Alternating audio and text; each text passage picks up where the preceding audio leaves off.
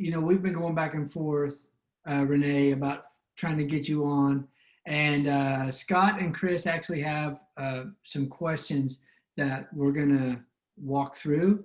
But really, today's going to be about you talking. We want to hear your story, and we really believe that your story will be great for others to hear as we're capturing the history series of the Leatherwood scope. And so last week we put out one of our, I guess it's a documentary, if you will, but we put out a story about the sniper program up to 1965, the recognition of the need of the sniper program. And then from 65 to 67, there was some research being done by the Marine Corps, by the Army, and the Marine Corps ended up deciding to move to the M40 platform, and the Army moved to the XM21 platform. And so we've been piecing parts together, just so you know. So my dad I never really was able to sit down with him and say, hey, what happened from the time that you were assigned, to the weapons department, went to Vietnam, actually built an art scope, and then what were the conversations you had behind the scenes with those guys that actually had them select your invention to put on the sniper scope. We've been doing some reading and some researching, interviews, and what we've discovered is that, so my dad had the idea when he was in college, and so it wasn't foreign to him. The Army ended up just being a platform for him to be able to actually put his idea into use. When he went from stateside over to Vietnam, he was attached to the 1st Infantry Division headquarters, and he would go out and examine weapons and collect weapons and take a look. And in his locations, they had some snipers come in and were shooting down into the base. He had been working on the art and actually built it and built a prototype and put it on a rifle and had been playing with it. And a couple of soldiers knew about it, came over, asked him to go out with them, and they ended up neutralizing the threat and came back. And that was, so what we're guessing is that the word spread, and eventually, that they found out it really did work. And, where you come in is you're the recipient of all that experimentation. And I'm personally very curious to know if you heard any rumors or any backstory information about how it was selected or anything for us to continue to fill in these gaps. And we'll get to that at the end of the interview, but just so you're kind of thinking about that. And then, some of the other pieces that we're interested in is how you got selected, which you covered in your other interview, but we want to catch that again, how you were selected, what you learned in those, and just really your story as one of the first in that formalized U.S. Army sniper program. So you really are part of American Army history. And I'm going to turn it over to Chris, and Chris, you can go ahead and run with the questions. Thanks, Corbett. Yeah. Thanks for the intro, Corbett. And Rene, it's a pleasure to have you here on our podcast, and we really thank you for your time. So I would like to learn a little bit about how you got started. We were talking about that you got drafted in the Army. What was that process like?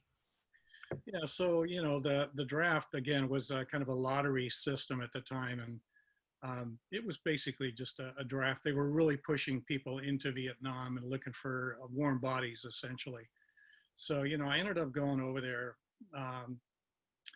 went to jump school first, got my airborne wings, and then ended up going to Fort Lewis, Seattle, as a jumping off point to go to Vietnam. And kind of the middle of winter. And we took the north route over, flew over to Hokkaido, Japan, on a commercial jet. And from Hokkaido, was a military base, got onto a C-130 transport and flew into Cam Ranh Bay, Vietnam. And at Cam Ranh Bay, there was kind of an incoming, in-country center where you were assigned then to a a particular location and also a particular unit.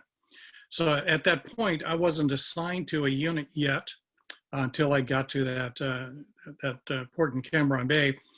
And at that point, they said, you know, you're assigned to the 173rd Airborne Brigade, which I'm really proud to have served with, because it's a very small, what it is, it's a quick reactionary force that it's totally self-contained, got its own helicopter armory, armor, you know, we're fully self-contained and can go anywhere in the world at a moment's notice. So pretty proud to have served with that unit and a great bunch of guys. So anyway, from Cam Ranh, I got onto another C-130 and flew to Phuket Air Base, which is in the central highlands of Vietnam, which is where I ended up being assigned. And we were right off of Highway 1, and I was going to see if I could pull up a map, and I'm going to try to do this share screen if that's okay. Yeah, absolutely. Well, what year was this when you flew into Vietnam? I was drafted in 1970, went through, you know, AIT and all that stuff, basic and AIT and jump school. And then 71, I arrived in Vietnam. Actually, it might be easier to just do this with the map real quick. If I can do this. Kind of shows a little bit of those red arrows that you see, or the red lines. That's the Ho Chi Minh Trail system. And there were some in the Central Highlands, which would be about right in here. You see these two right here? Got it, okay. Yep, that's the Central Highlands of Vietnam, and that goes all the way from the coast to the mountains to the border of Cambodia and Laos. And so the Ho Chi Minh Trails were what we were doing interdiction missions, because they were bringing in supplies and men and ammunition and all that kind of stuff, you know, fighting against our troops. And so our job was to stop those people coming down the trail. Anyway, we were assigned to a base called LZ Uplift in this right on Highway 1, which kind of runs down closer to the coast of Vietnam, but in the Central Highlands. So once I was assigned there, you know, initially I was given an M16, which was the standard, you know, standard rifle, right, for the Army and for us in Vietnam. And I used that for about a month and a half. And we were up in the mountains at the time. It was pretty wet and rainy. And a lieutenant came up to our position and said, hey, brigade is looking for volunteers for sniper school. And so I was with a buddy of mine from Texas, and, you know, he said, yeah, hey, I'll go, you know, I want to do that. And they said, Lieutenant says, well, how much time do you have left in country? And he goes, well, I got about 3 months. He goes, well, you're too short, you know, we need more time than that. So turns to me and he goes, what about you? And I said, well, yeah, you know, where is this school? And it turned out the school was actually at a brigade center pretty close to our LZ, our base. So got on a truck, went to this Sharang Valley school, which was an incoming brigade center where they teach you about, you know, what the booby traps look like, you know, what an AK-47 sounds like when it's shot over your head, so you can kind of tell the difference of the sound of an AK versus an M16, which is pretty important, right? Because when you're in the middle of a firefight, it's really kind of hard to figure out what's going on, because it's such thick jungle most of the time. What we were in, a lot of it was just, you know, you hear where the fire's coming from, and you just have time to react. And we literally, our switch on the selector switch on the M16 was appropriately, you know, the full fire rate was basically nominated the name of rock and roll. So every time, you know, we got engaged, man, we just flicked it to rock and roll and just started firing, you know. So that was the M16, which was an okay weapon, but, you know, this is kind of where I'll get into how I got into the sniper school program. You know, at Sharang Valley, I got in kind of early to the school, and I was assigned to bunk in a canvas tent the officer there told me that they're waiting for a bunch of other guys to come in before the school would start. And so, there was a swimming pool there, by the way, so that was kind of nice, and they actually had a little interesting backstory. There was a photo studio or photo lab there on base as well, where they process film, and I later met a guy in a combat vet program that I'm in currently in Mission Viejo with a small group of Vietnam veterans. I actually met the guy that ran that little lab. And what I did as I was going through my sniper school, I was actually taking pictures of us, the snipers and the instructors, which is why you guys are going to get some really great stuff to see of how the school was conducted, how did the instructors help us, right? And specifically with the ARTel scope that we were supplied with, which was the ART1, I guess is what a lot of people denote that as, right? Was the initial scope. And I actually have a really nice copy that was built for me by, what was his name? Michael Sexton was kind enough to rebuild one from scratch from, leftover components. And anyway, at that point, I had no idea what it was going to be like.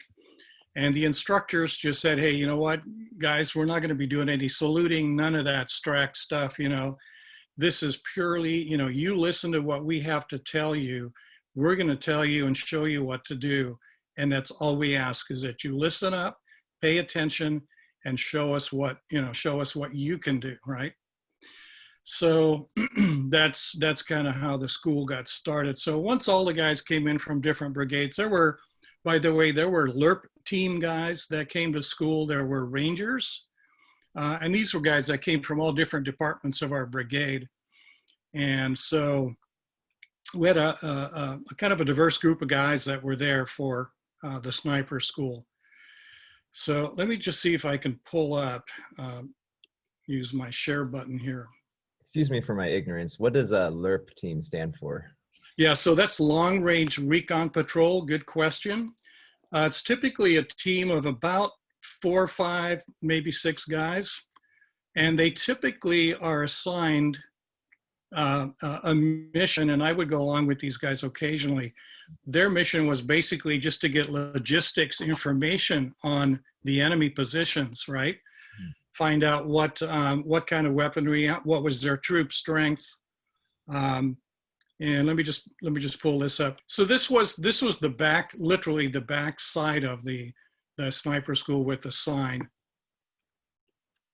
And that was the M21 that I'm holding without a scope, obviously. At this time when you had just gotten into school, how much long-range shooting or competition shooting experience did you have? Well, the only training that I had, and I actually did shoot prior to going into service because my dad was a lieutenant colonel, and he was also a champion rifle. He was a marksman. And so I think that definitely had some influence on me, making the decision to go into the program. And I'm really glad I did. So I'm going to pull up another image here. So what this is the actual school grounds. So you can see that it's not any, pretty buildings or anything really, well organized. There were just a bunch of wooden buildings put together and some, we had a lot of concertina wire in between areas, obviously. And then we had what you're seeing. I don't know if you can see my arrow or my pointer. Yeah. These are all the different distance ranges, that shoot up into the hill where you can see, where the rounds hit. So that was a range that actually went out to about 1,000 yards. So, initially, what we did before we ever got a scope onto the rifle, we literally were given and the XM21, just a little background, right? What that was basically was an M14 that was a match grade rifle, that was then further modified to become the XM21.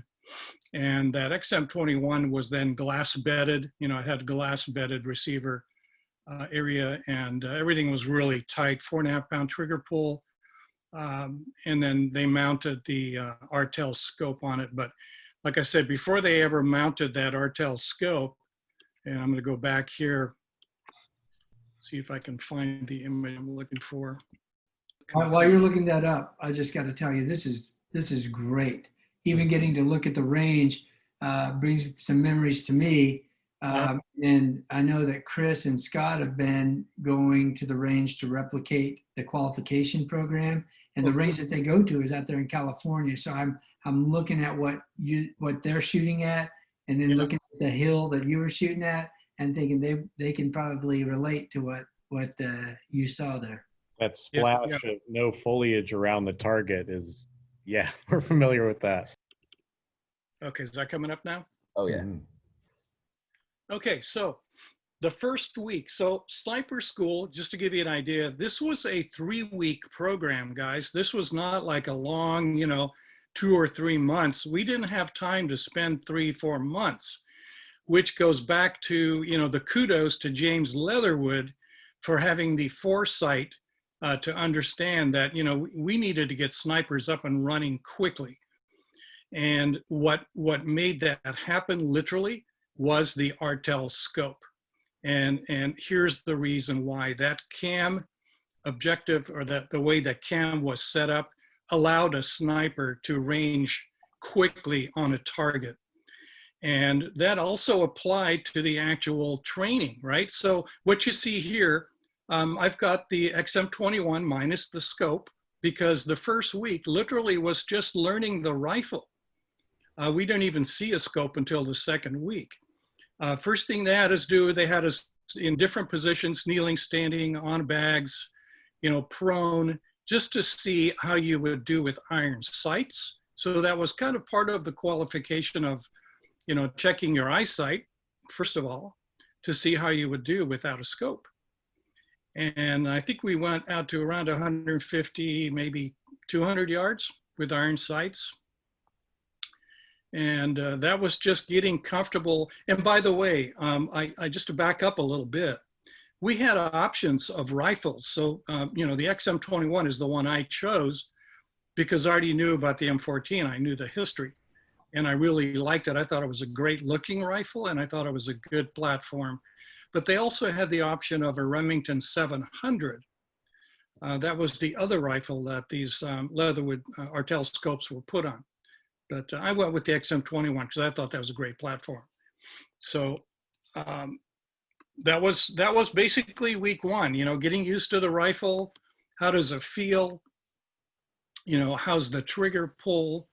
And just getting a good grip on the rifle and a good steady hold on it, before they ever put a scope on it, right?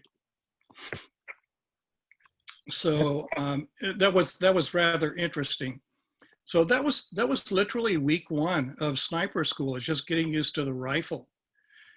Week 2 was our what they call daylight fire session, right? Using the scope. And so let me go back and pull up another couple of images here, because now we're starting to get into getting used to having a scope on the rifle.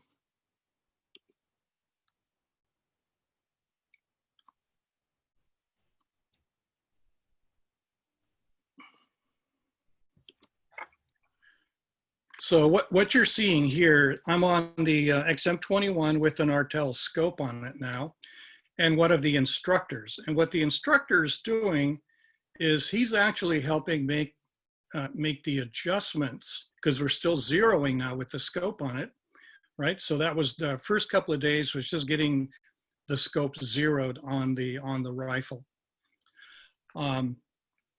And by the way, when we actually started using it, I got a letter from the armorer at the school, and I'll see if I can pull that up for you, which was quite important, actually. It came back with me to my brigade. to my unit. With the rifle, see if I can pull that up. Okay, got to go a different direction here, sorry. The letter basically stated that, you know, I was not to take the rifle apart. The only thing I was to do in the field was to keep it clean.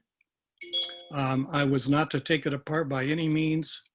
And every 3 weeks, I was to go back to the brigade sniper school with the rifle and hand it over to an armor. There it is, whoops. I would hand the rifle back to the armorer to fully take it apart, clean it, there we go, readjust it, get it re-zeroed, and I was resupplied new ammunition. So what you're seeing here is the letter, basically stating weapon used by the men completing sniper school. It's assembled by trained gunsmith and are glass bedded, blah, blah, blah. Weapon assigned for sniper, you know, with the arranging scope. And it's actually, the letter here says ANPVS 2A, which was the Starlight scope. And then every 30 days, I had to go back in. Sorry, not 13, it was every 30 days to go back for a re-zero of the daylight, the art scope and the Starlight scope, and also disassembly and cleaning, and then re-zero it. So that was basically how that program worked. I never did any work on it. All I did was, you know, I would shoot it, and that was it. So at this sniper school, was it just all Army guys, or were there Marines there as well? You know what? We were, because it was specifically a 173rd Airborne Brigade school, there was no Marines. It was all, you know, like I said, there were some Rangers that were attached to us, some of the LERP guys. Most of the LERPs actually used the short M4 carbines, you know, but they did have assigned snipers to some of their teams as well. So what I was going to show you is the ammo, which I was lucky to find. Let's see if I can put that up here, right? This is Lake Center ammo, and this is the match grade ammo that literally I was given, and this is what I used. I was resupplied fresh ammo every 30 days. And just interesting history, thanks to a guy back in somewhere back east. I found him online because I've been looking for this as part of my historic, you know, piece that I'm putting together, right? With the scope, with the ARTel, the original ARTel and the Starlight. And I'm gonna have a few boxes. I bought, I think 10 boxes of the ammo. He had very little left, and it's very difficult to find. And initially when I went to buy it online, you know, I got all the way down to the shopping cart, and all of a sudden a thing pops up. It says, sorry, we can't sell you this. We can't ship it to California. And so, you know, I got a phone number, right? And I called the gentleman, really nice guy. Turns out really good guy. He says, yeah, you know what? California is just too much trouble. It's just not worth it to me to ship stuff. And I said, look, man, I said, I'm a former sniper. You know, I gave him the sob story, right? I said, I'm putting together a historic piece and I cannot find this ammo anywhere. You know, would you somehow get me, you know, the opportunity to buy it? And I'll buy, instead of a box, I'll buy 10 boxes. And he said, well, he goes, you know, he kind of hemmed and hawed, and he said, you know what I'm going to do? Because I told him, I said, you know, there are guys in California. We get a bad rap in California, right? Because everybody thinks a bunch of liberals, which, you know, it's neither here nor there, but just for my sake, you know, and for the fact that there are a lot of shooters in California that would love to get their hands on not only some nice guns, you know, but the ammo as well, right? And we've had shortages and all these problems have come up. Anyway, he said, you know what, I'm going to take the flag off my site. So he's now selling the stuff to California. So kind of an interesting little backstory. And that's how I was able to get it. And I had it shipped into On Target, you know, and they held it for me and I picked it up there. So anyway, going back to the school. So that's, you know, once I got the rifle, I was back to my unit. They actually had me, they told me when I was going to go to sniper school that I would be assigned to a special company. once I got done with the school. And I said, well, you know what? I said, I would really like to go back to the guys that I'm with, because I'd like to help protect those guys, because they're up in the mountains, they're out humping, and we get into trouble, and it's good to have somebody with a good sniper rifle to be able to help them out. And they said, okay. I said, what I'll do is if you need me on a specific mission, I'll be happy. Give me a call, fly me out anywhere, I'll be there, I said, but for just regular, everyday, patrols and missions, I'd like to be with my guys. And so they let me do that. They allowed me to continue with my guys. So that made me feel pretty good.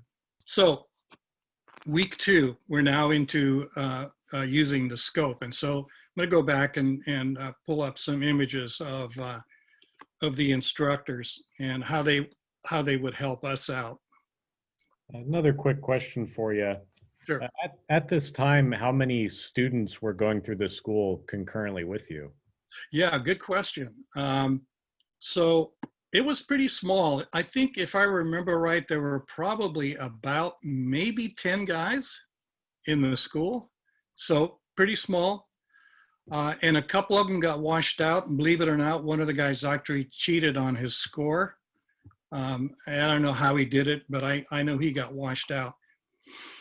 But yeah, pretty small school. So, there were 5 instructors, I think 5 or 6 instructors. There were a couple of guys, and you'll see some of the guys on scopes in a minute.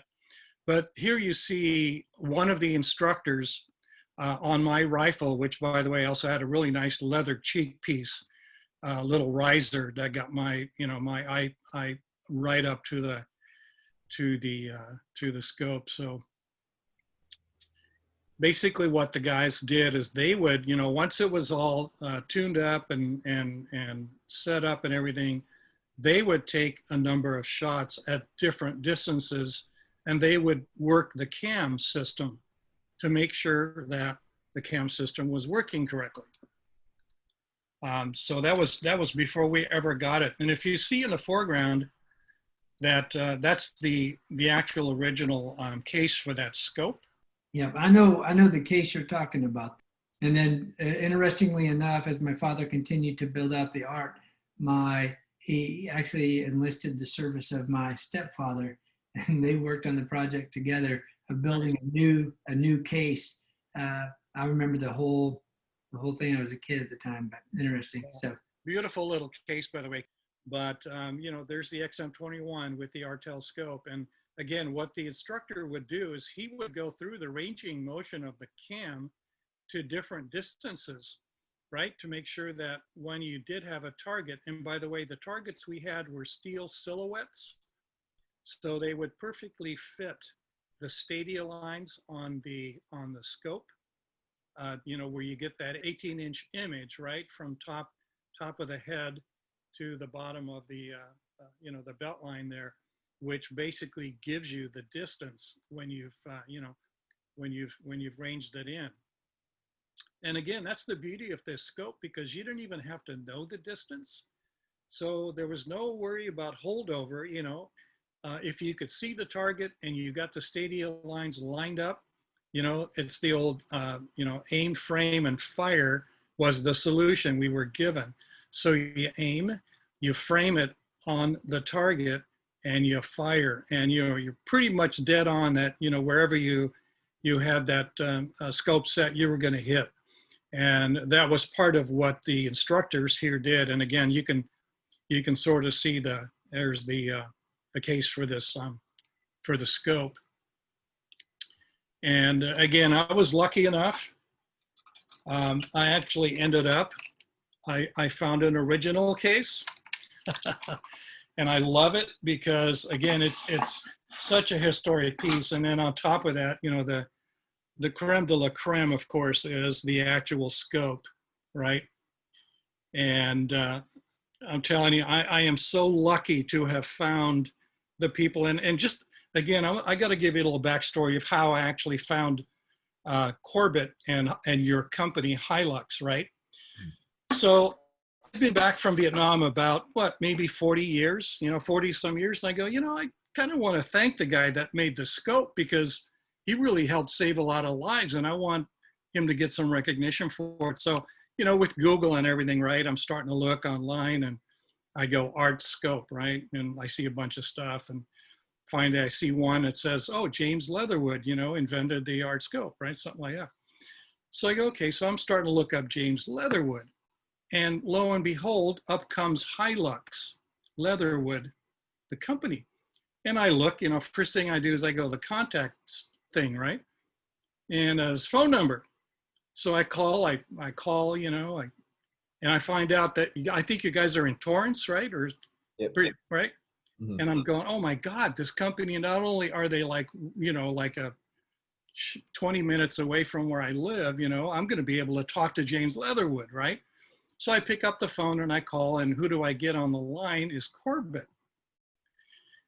And I said, hey, he goes, can I help you? And I said, well, yeah, I'm looking for James Leatherwood. I was a sniper in Vietnam that used his original ARTel scope, and I just want to thank him for building this beautiful piece of equipment that helped save a lot of lives in Vietnam.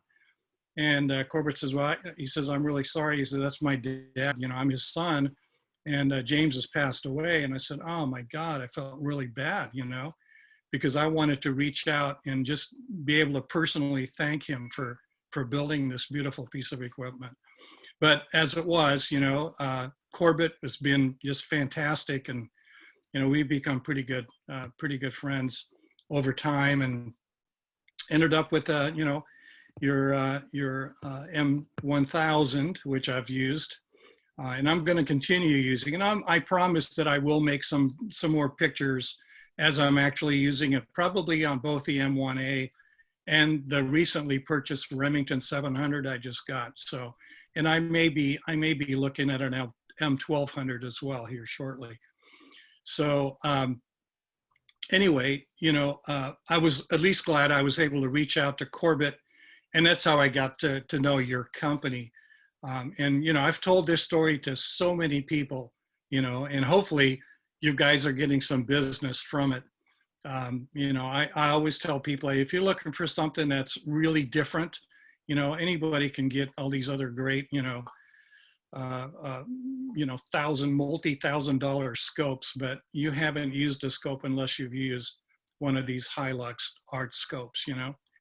It's a unique experience, and you're going to be using a piece of history. I just got to say, Rene, I do remember the call, and and that was a number of years ago. Yes, and, it was. Yeah, and it's been fantastic being able to stay in contact, and I've truly enjoyed the various pictures you've sent, the story you've told, and again, I am truly appreciative of you making time to be with us today. So thank you very much. Well, I appreciate the opportunity, because I think it's a good story that you guys have built, and your father certainly, deserves the kudos, right? He deserves the kudos. And I'll tell you, I'm so happy to be able to tell the story. And, the story's not about me, it's about the scope and the history of the scope. And that's what I want to get out to people. Let's see here. Good grief. You got to realize you're dealing with a 72-year-old guy here that's just, having problems with technology. Hey, I was going to say earlier that I thought you were pretty techie for an old guy. Well, and that's because I've been in high tech all my career, pretty much, because I love technology. Mm-hmm. Right? And I've had a great ride, by the way. Been in marketing and sales forever. So that's probably helped a little bit with, my insight into what you guys are doing and the story that you're trying to tell with your company. So I can totally appreciate this. Let's try this again. It is funny you mentioned your age, just because I was thinking that, being in Vietnam at the age of 3 or 4 must have been tough on you. Yeah, I think I was 21, maybe. It's like 1971, right? So Yeah, most of the guys, I mean, there were some pretty young guys in this group too. And I'd have to say most of the guys in this sniper school were really cool guys. And I've only been in touch with one since, and he's in New York, and he's become a preacher. Christianity's hit him, you know, just from his experience in Vietnam. Okay, so again, here's another instructor, you know, with another, you can see the boot of another, that's me actually right there. I think that's me, just watching what he's doing. So again, you know, these guys were they were really good at taking their time and showing us how to use the cam and ranging and how quick that happened, you know, which was really, I mean, that was just phenomenal to watch how you could go from, you know, 200 yards to, you know, 300 yards to 500 yards to 700 yards and out, you know, and I think we went as far as 900. It was 1,000-yard range, but I think 900 was, if I recall, is as far as we got. But that was still very impressive. And seeing how easy it was to use this, this device was just amazing. So let's see, here's another image that kind of gives you an idea of how small the group was. Let me pull this up. And you'll see a couple of instructors. So the guy in the foreground was one of the rangers that I met, a guy by the name of Sanders. He's from Florida. And still trying to find this guy. All I know is his last name, so it's kind of tough. But he became a pretty good buddy of mine in the school. But then, you know, once school was over, it was a 3-week period, if you remember. And, you know, everybody went their separate ways, right?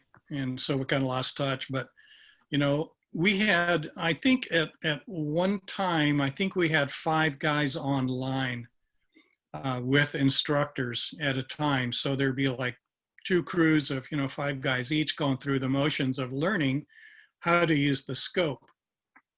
And so what you're seeing is all these guys are learning, they're going through the tactics of learning how to use the cam and going out to different distances with the scope.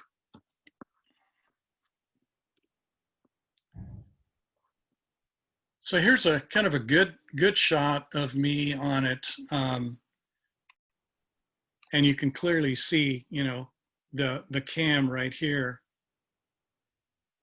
Another guy in the back or next to me.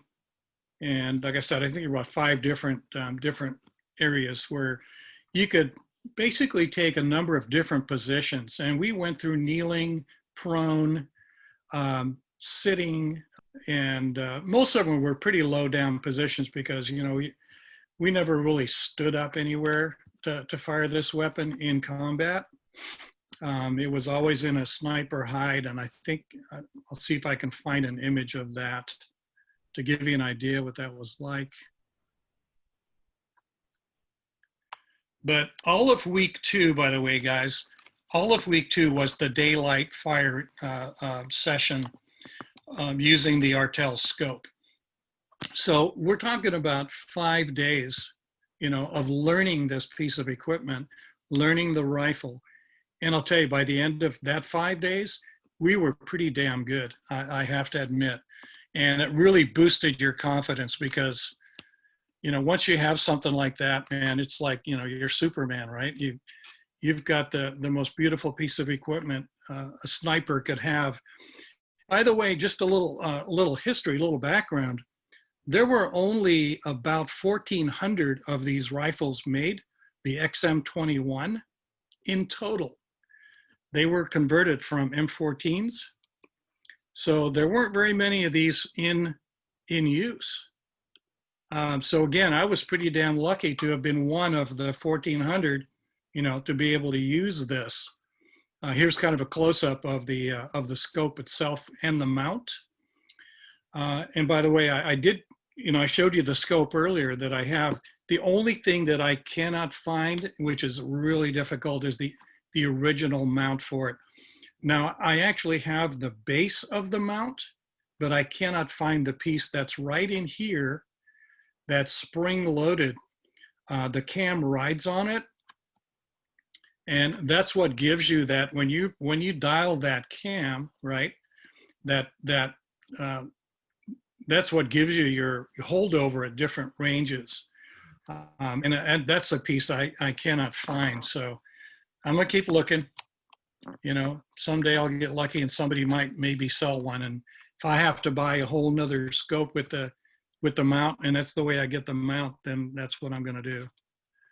Because I'm really set on finding that. I really want to put the whole thing together. So here's Sanders, the guy from Florida, the Ranger, again, you know, on the scope with the instructor. And I believe that's Sergeant Hyder, one of the better instructors on that site. And then you get an idea too, you can kind of see the mountain range in the background and all the different sets of wires that we had. I'll tell you a funny story. This didn't happen until week 3, which was actually our night fire session with the starlight scope. You know, it's pretty dark. And the beauty of the starlight, just real quick, is it doesn't give off any light, so you can't see it, right? When you're the enemy, you cannot see it, but we can see them.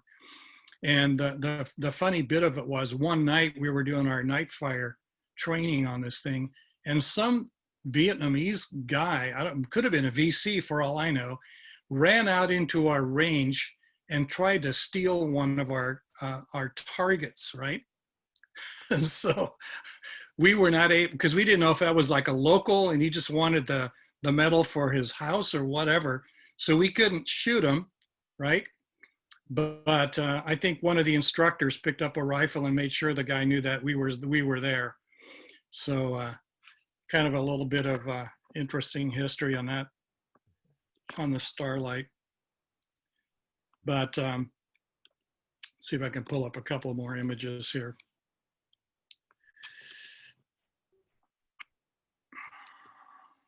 So mixed in with these 3 weeks, was there a period of time where you guys covered, let's say, how to coordinate with other military units or like artillery fire, anything like that?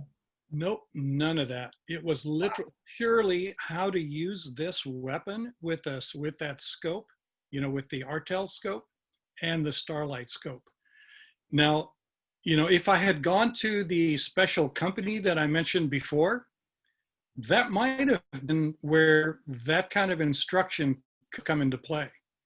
But as it was, I literally just went with, you know, small patrols with my original unit, either alert patrols, and I would be kind of like oversight with these guys.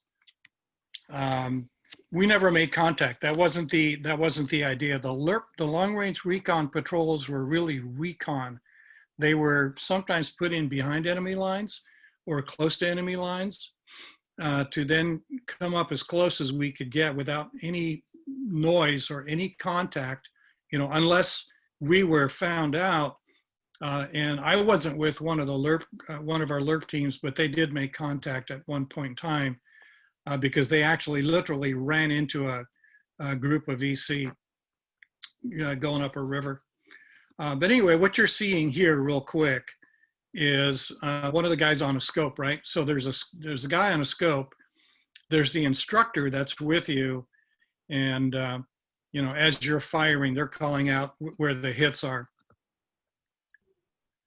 And I think so what you're seeing is there's no scope. This was still week 1, by the way, because as you can tell, there's no scope on this yet. But, you know, once we got the scopes on, you know, that's when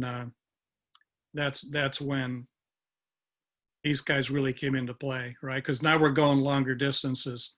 So let me pull this up real quick. So here you see several of the guys. Oops, sorry. Several of the guys on scopes, and now we've got art scopes on the rifle and instructors showing them how to do the ranging. And this was probably one of the most excellent schools that I've been in my, you know, short life in the Army. These guys were top-notch instructors, and there was no bullshit. There was no, we didn't have to salute these guys or yes sir, no sir, none of that stuff. It was just, learn what we're going to teach you. And, they didn't give us any history on the scope or anything at all.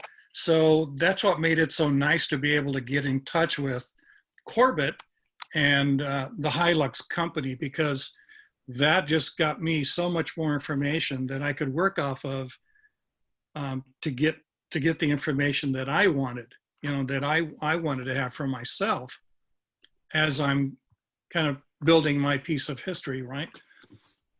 My rifle with the art scope and the starlight. So this was a newspaper article about the school, talking about student at the 173rd Airborne Brigade. They call it the Advanced Marksmanship School. And you can see there, it was at Shirang Valley. They're calling it a 20-day course, but yeah, we were there 3 weeks. I remember that. So this says each class limited to 15 students. Our class was 10. So we definitely got very good one-on-one instruction. And that's why that 3 weeks was so condensed and it was so, well done. We got some good snipers out of the program, including myself. What else can I tell you? Let's see. How quickly from the time that you graduated to the time that you were actually using the weapon system in the field? This is one of the Ranger teams I was with, by the way. I'm third from the left, and I think that was I don't know where the guys picked up that skull, but it was serious business, guys. We didn't screw around. But anyway, to go back to your question, Corbett, once I got done with school, I went right back to my unit, and I went right back on patrol. Typically it was with the company-sized element, so about 3-4 squads, and each squad would be assigned an area, and we'd start doing our interdiction missions, watching trails, making sure that we had oversight of what was going on. And that's where it really helped to have this scope, because now, it was typically in some more open area that we were in to be able to watch the trails and have a good fair amount of distance to be able to start, doing interdiction, whatever we had to do. Did you have the benefit of a suppressor? Yeah, good question too. They actually offered me a suppressor. Let's see if I can go back and just give you a little. So the suppressor was about, let's see, I want to guess about maybe 12, 13 inches long, maybe longer. And remember, the rifle is a little over 11 pounds, right? The Bear rifle. The art scope wasn't that much weight, but the Starlight scope was another 6 pounds.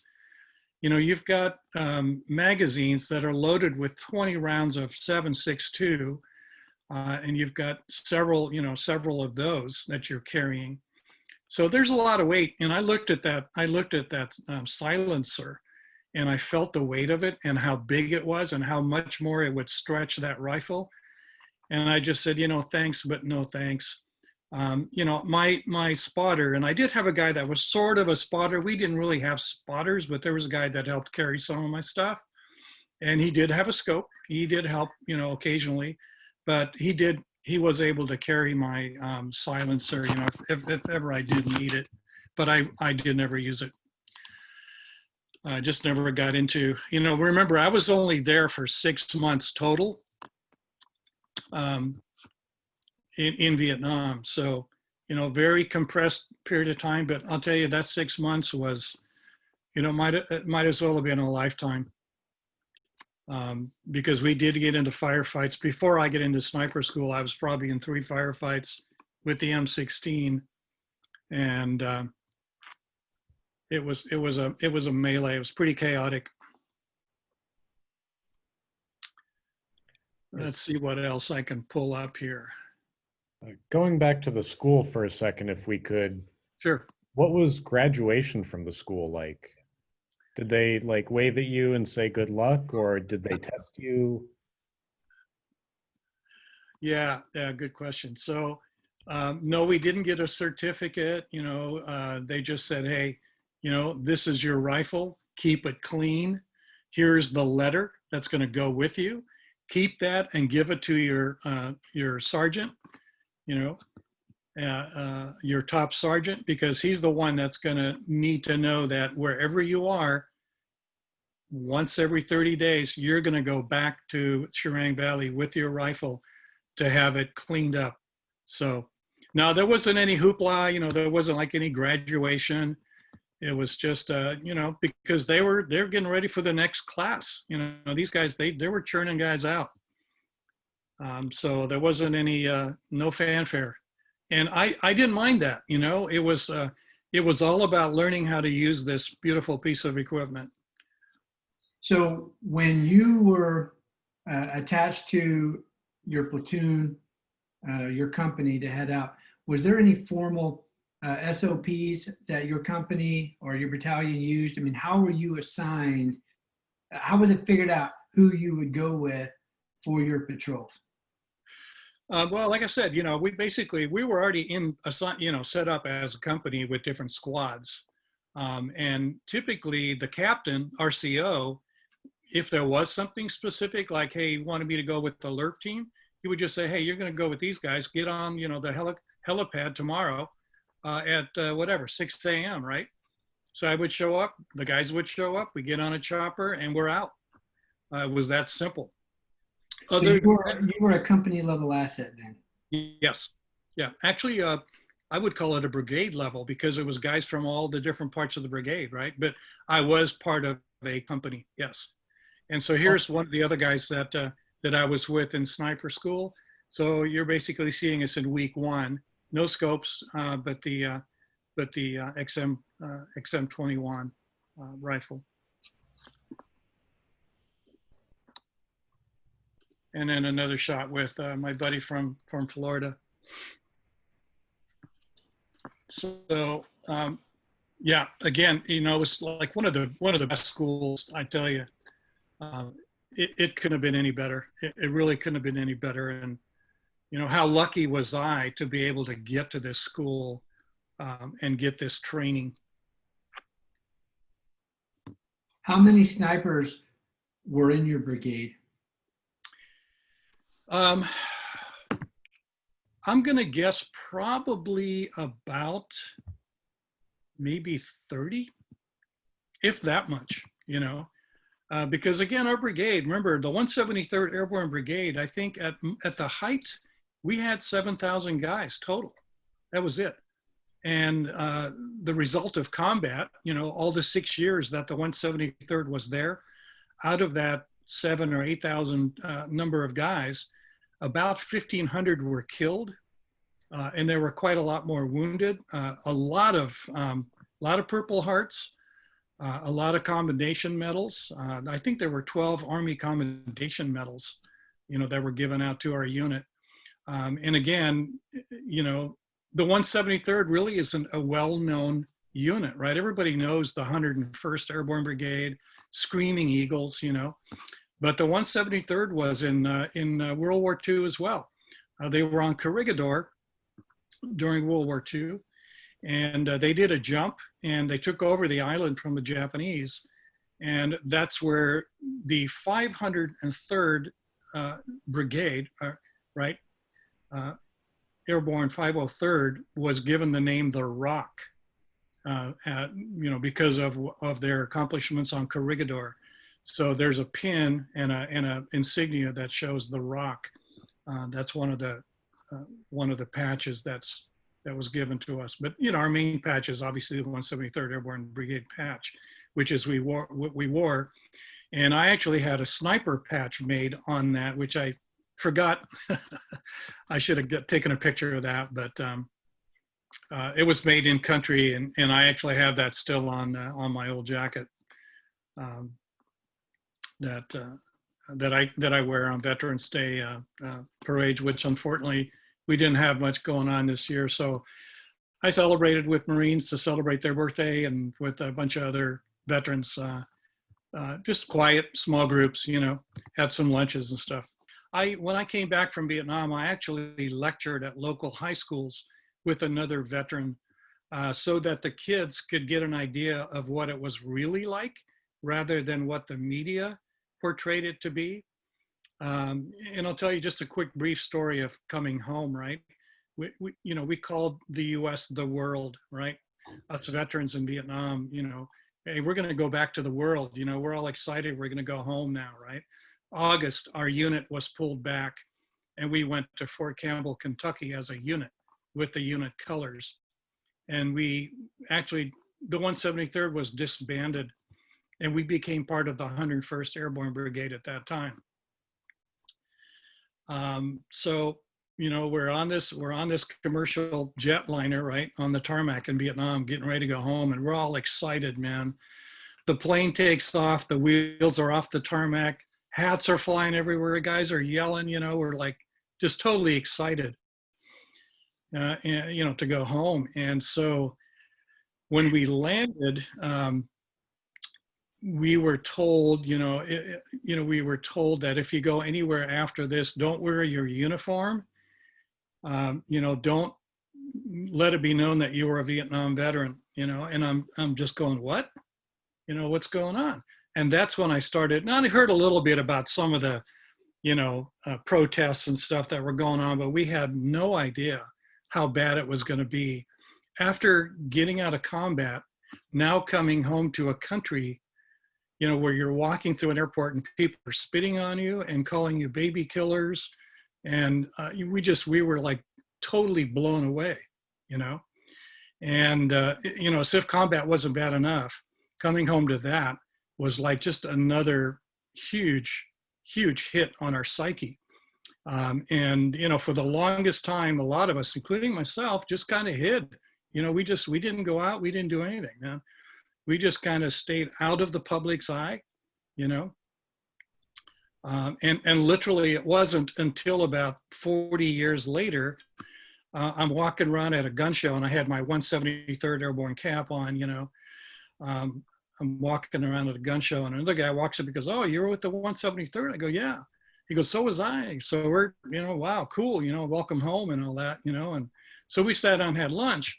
And he said, so are you service connected? And I go, what's that?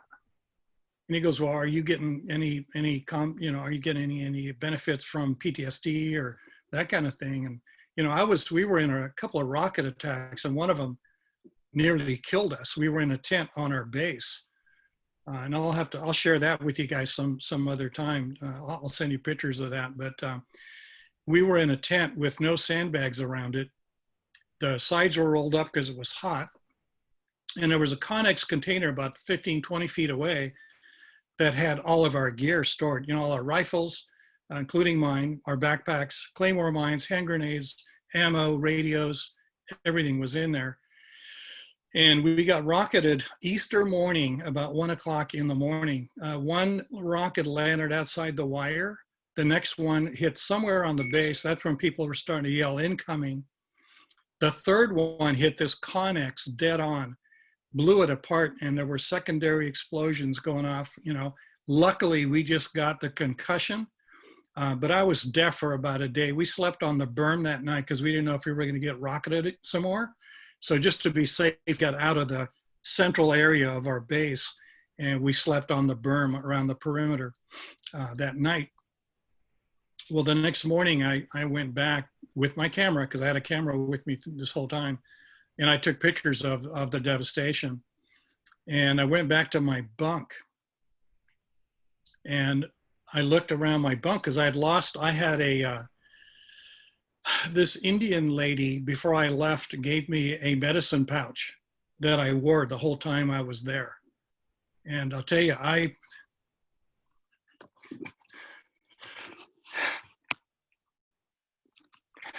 sorry. You don't have to be sorry. Pull it together. I lost that bag. It came off my neck in the rocket attack. And I found it the next morning by my bunk, and about a foot away from that bag, there was a piece of shrapnel that was about this big. That was the tail end of the rocket, that if that thing would have hit me, I'd have been toast. I wouldn't be talking to you guys today.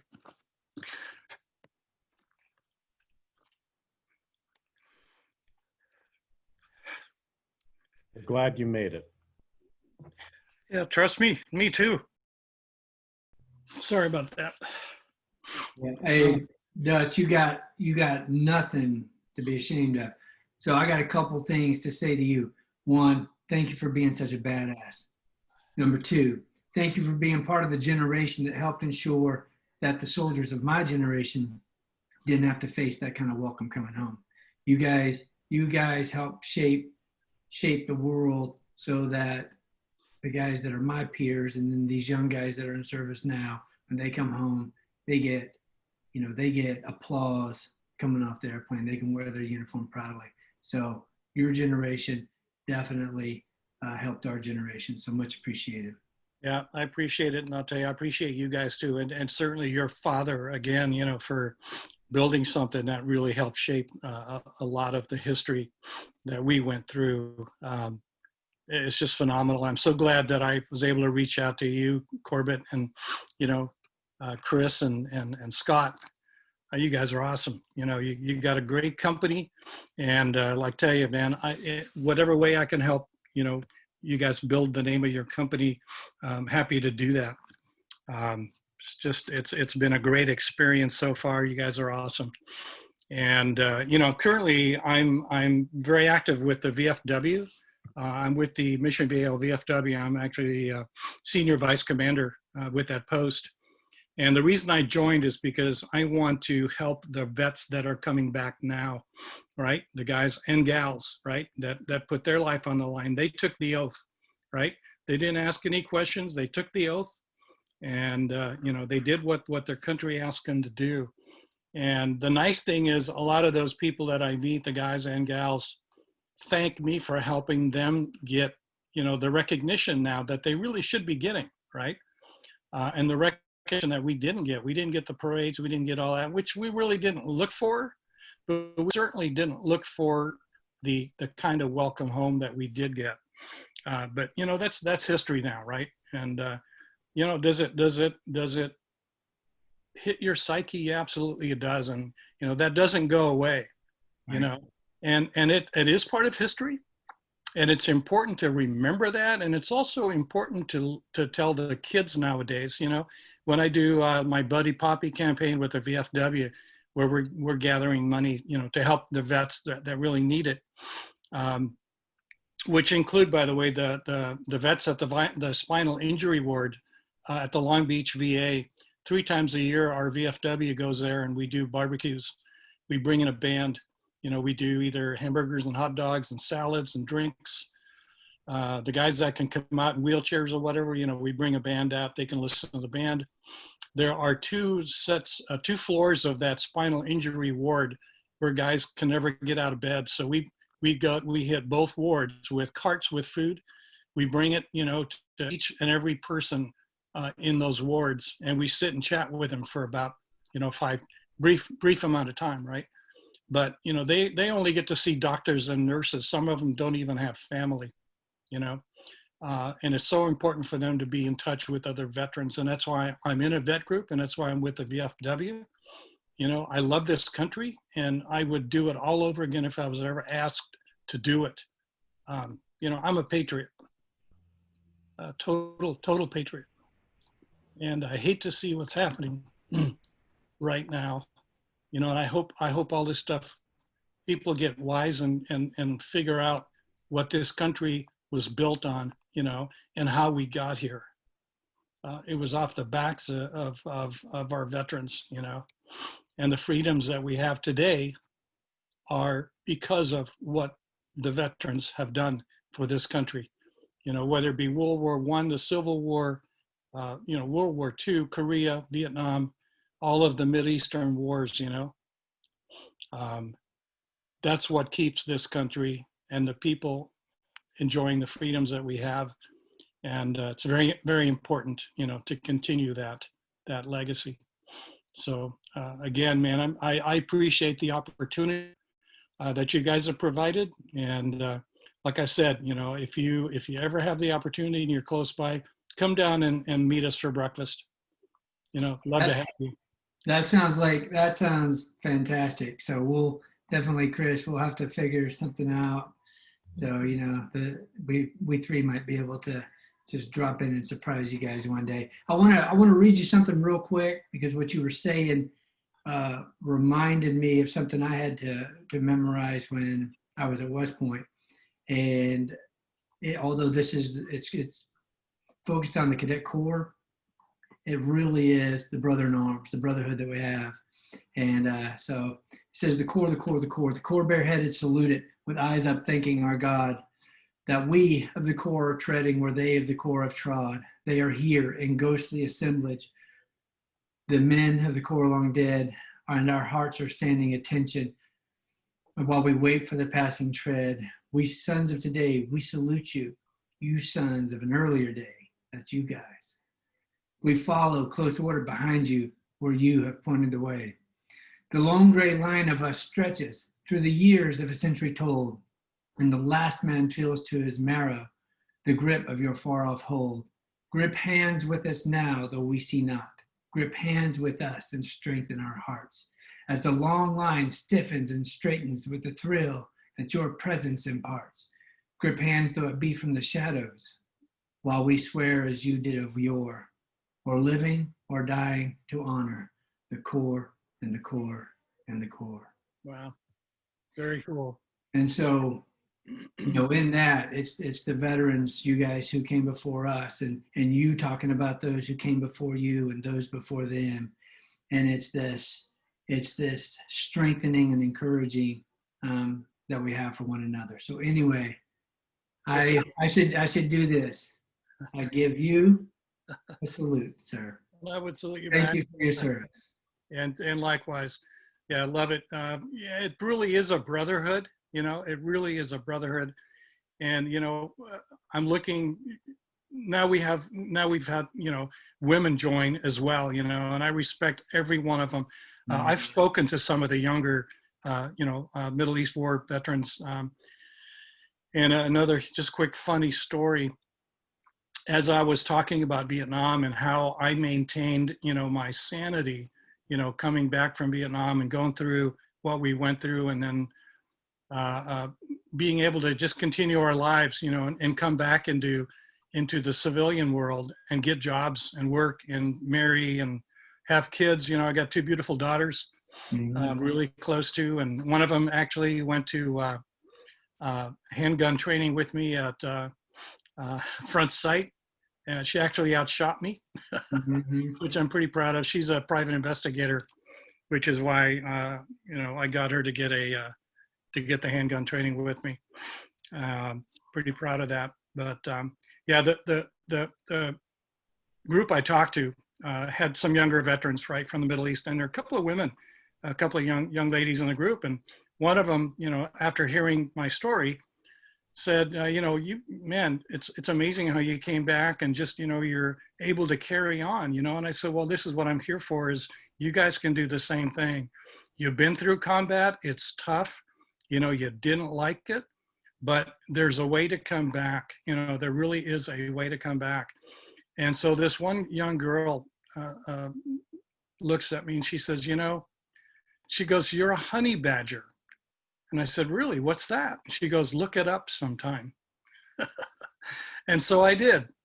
And I found out that the honey badger, he goes after the honey, despite all the bees stinging him, nothing stops him, right? And that just made me feel so cool and so good, to get that from a younger generation veteran, to recognize that and kind of get a little bit of kudos, right? That was pretty cool. So, I maintain that I will help any veteran. I'm actually in charge. My charter with the VFW is also to recruit new members. And I've been pretty active doing that. And I'm trying to get some of the younger generation people, the guys and gals, who've served their country, that now need help getting their benefits. It's a tough job trying to figure that all out, right? Going through the VA, it's just a tangled web. And we've done pretty good. I've got a bunch of guys up to 100%. And I'm looking for the younger generation to say, hey, you know, we're ready to take that on now, right? And I know they're really busy. The younger generation, you know, they're building their careers. They got young families started. They're very busy. So I'm not looking for them to join meetings at the VFW. I just want them to come on board so they can take advantage of all the things that we can do to help them, you know, with finances, with you know, their psyche, dealing with combat, whatever it happens to be. There's a lot that we can bring to bear through the VFW. You know, I've got a role here shortly, but I wanted to just say that I think we should come back on and do another segment and focus on what you're saying as a PSA, and we can put it out to our folks, because there's a lot of people out there that need this information. So let's plan round 2. How's that sound? Sure. Yeah, and I can even bring on, you know, a couple of other guys. I'm going to talk to the other snipers in my group. Like I said, one's a Marine, and the other one is, I think he was Army Ranger. Yeah. The great thing about Zoom, we can just add them right in. Yeah, exactly. Yeah. Cool. Well, thanks again to you guys, man. You got a great company. You got some great products, and I love being part of it, you know, in a small way. So thanks. Hats off to you guys, man. Thanks, Rene. And You're then I'll be in touch with you. All right, Corbett. Thanks. Appreciate it. Have a good day. Bye, Thanks, guys. Renee. Thank you for your service, and we'll definitely need to link up sometime and go shooting. Absolutely. You got it. Take All care, right. guys. Take care. You bet. Bye now.